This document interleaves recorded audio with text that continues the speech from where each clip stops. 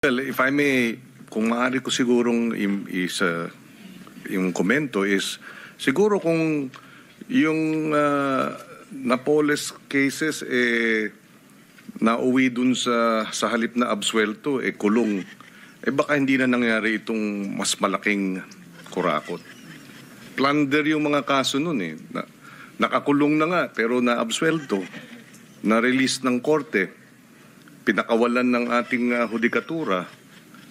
So, ang dulo nito lahat naman hudikatura So, kung maaari, maging sinyales din sa hudikatura ng taong bayan pag nakitang mabagal ang hudikatura, baka pati sila irali ng ating mga kababayan. Well said, Senator Pangilinan. Ilocos Norte, to be known as the Bacara Ilocos Norte TESDA Training and Assessment Center, appropriating funds therefore, Senator Marcos. To the Committees on Higher Education and Finance.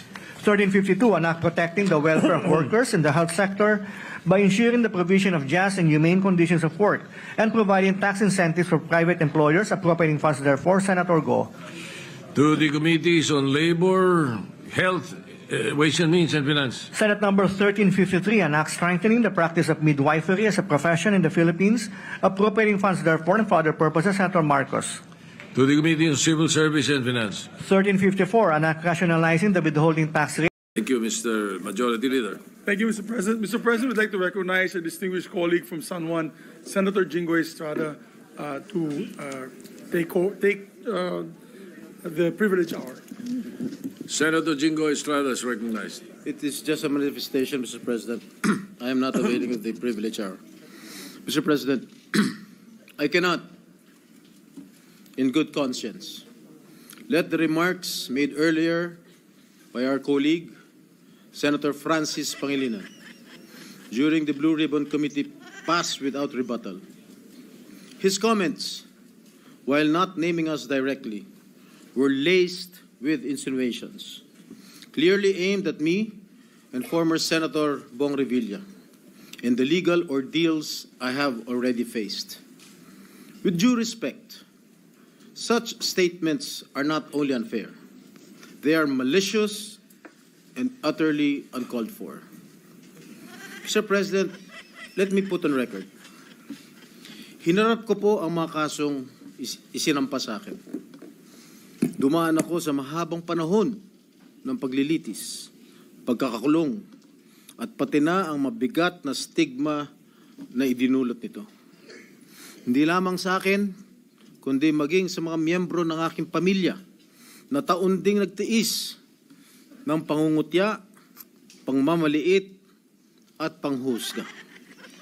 Sa huli, napatunayan na walang sapat na batayan ang mga ipinukol sa akin na mga akusasyon. Hindi ko kailanman nanaisin na pagdaanan nito ng sino man sa aking mga kasamahan dito ngayon. Mr. President, the courts have spoken with finality. To cast doubt on these decisions is not only an insult to me personally, but a dangerous affront to the judiciary. It undermines the very foundation of our justice system and erodes public trust in due process. Ginoong Pangulo, hindi ako tutol sa sinasagawang pagdinig ng Blue Ribbon Committee. Ngunit, hindi ko pahihintulutan na ang kasalukuyang issue ay gamitin upang idikit muli sa akin ang mga maling paratang at sadyang impluwensyahan ang opinyon ng publiko. Ang mga kasong may kinalaman sa PDAF ay naresolba na ng korte matapos ang masusing proseso ng batas. To insinuate otherwise is nothing less than an attempt to rewrite history and to malign the integrity of the judicial process. I urge my colleagues to exercise prudence, fairness, and much of all, respect. I too deserve to be heard and to defend myself, whether in this august chamber or before any court of law. I am more than ready to dismantle the baseless lies being peddled in the Blue Ribbon Committee, come hell or high water. And I will not allow discredited narratives to be weaponized for political grandstanding. I will not allow my honor, hard-earned and vindicated by the courts, to be sullied by careless remarks. And I hope the committee, the Blue Ribbon Committee, will expunge from the record such malicious and unwarranted remarks that serve no purpose but to malign and mislead. Thank you, Mr. President. Thank you, Senator Serrano. Majority Leader. Senator Francis Pangilinan is recognized. Thank you, Mr. President.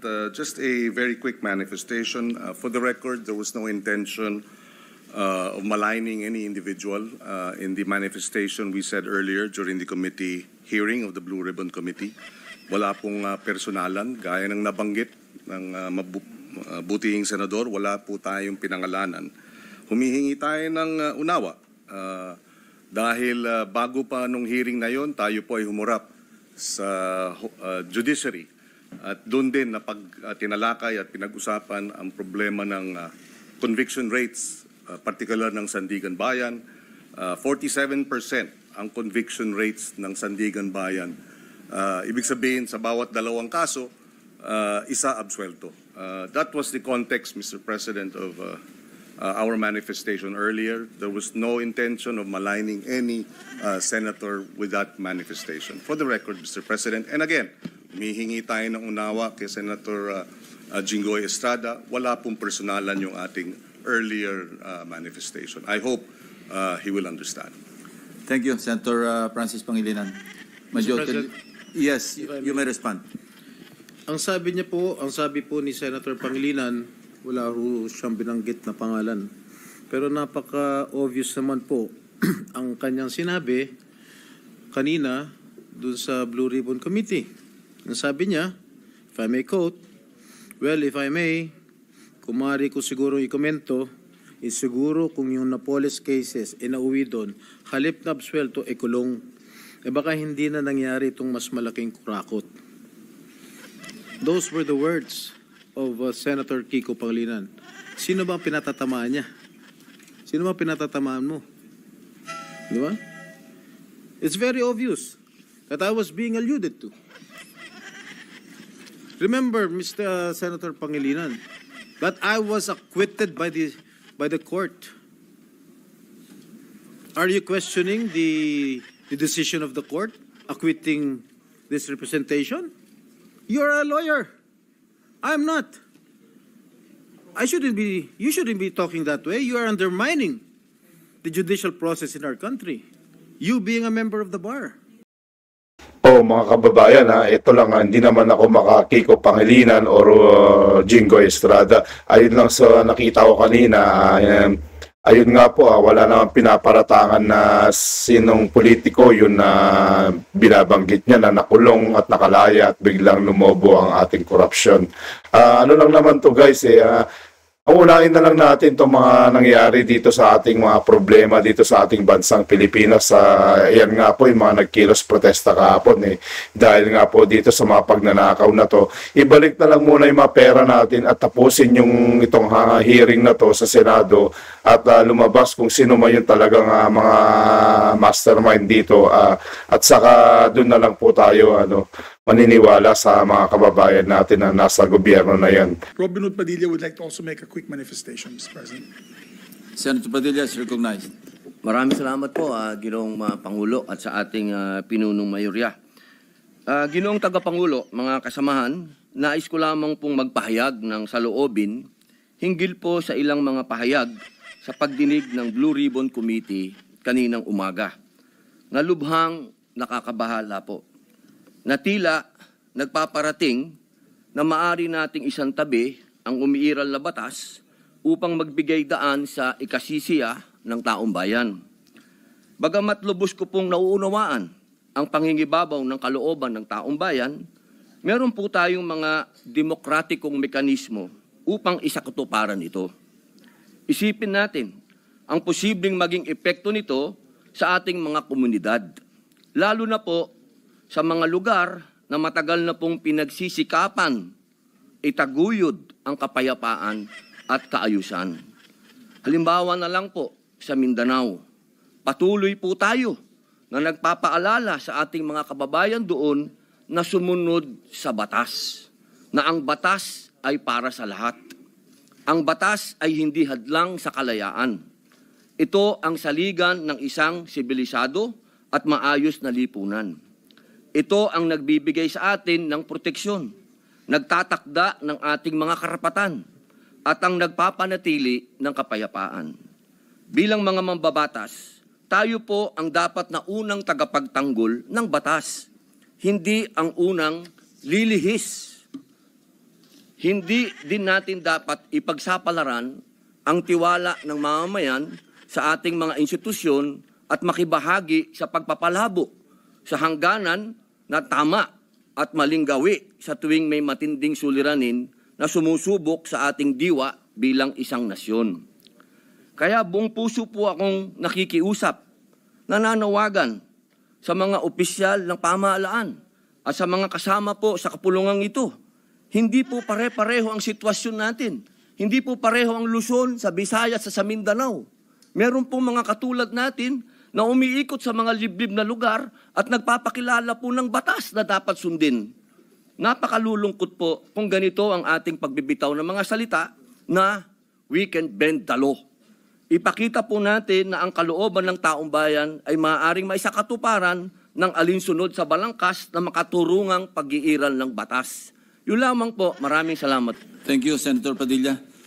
Senator Erwin Tulfo is recognized. Mr. President, the distinguished colleagues, just want to make a point of manifestation. I was the one who said this morning that sometimes we have to bend law. We don't have to. The point is, there's a Latin word that says, vox populi, vox Dei. The voice of the people is the voice of God. Now let me ask you, Mr. President, is our law higher than the voice of God? Is our law higher than the voice of the people? Mr. President, the law is supposed to protect the people. What we are asking, Mr. President, is the return of the value of good faith. I understand, Mr. President, what the gentleman from Pampanga this morning was saying, that it is not a requisite to return the money na kinuha po ng mga kontraktor, ng mga kumita po sa flood control project, Mr. President. Tama po yun, hindi po. At meron pong prosesong sinusunod tayo na kailangan sundin. Pag gumulong na yung batas, hayaan ang korte ang magsabi, Mr. President, tens of thousands of people went out last Sunday. Narinig ko po, hindi ko po alam kung makasama natin DPWH officials, including politicians who made wealth, kumita po sa flood control na kung maaari isoli nila ang kanilang ninakaw sa bayan. And I think that is the right thing to do.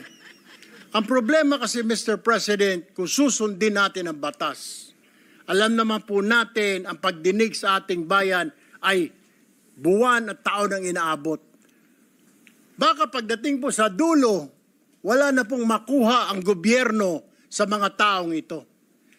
My only point, Mr. President, is the people were asking, the people are demanding.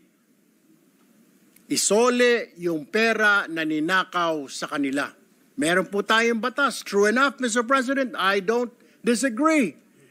There is a process. May proseso, tama din po. Paano naman po yung sigaw ng taong bayan? How can we pacify the clamor, the anger of the population, Mr. President? I have no answer. My only answer, Mr. President, is isoli po ninyo ang inyong ninakaw. No ifs and buts. Ang sinasabi lang po ng DOJ, kakausapin po nila ang mga taong ito kung pwede isoli. Wala naman pong sinabi ang DOJ. Ito ang batas, bawal po, kailangan ninyong isoli yan. The DOJ, the Secretary himself said, they will ask, but they will not force them. Depende, mas mabuti raw kung kusang loob nilang isurrender yung pera, Mr. President. Wala naman pong nagbabawal sa batas na magbalik ng ninakaw. There's no such thing. And alam ko pong meron tayong process, we have procedures. But my only point is, Mr. President, whether I'm right or wrong, I stand to the wishes of the public, of the Filipino people, ibalik ang perang ninakaw sa kanila. Period, Mr. President. Thank you, Mr. President. Thank you, Senator Erwin Tulfo. Senator Padilla is recognized. Opo. Ginoong Pangulo, napakaganda po ng mga punto na binitawan ng ating hinahangaan na si Senator Erwin Tulfo. Nako, ito po mga kababayan, napakalamig dito sa Pilipinas dahil nga po itong mga bagyong nangyayari at tag-ulan ng lamig dito.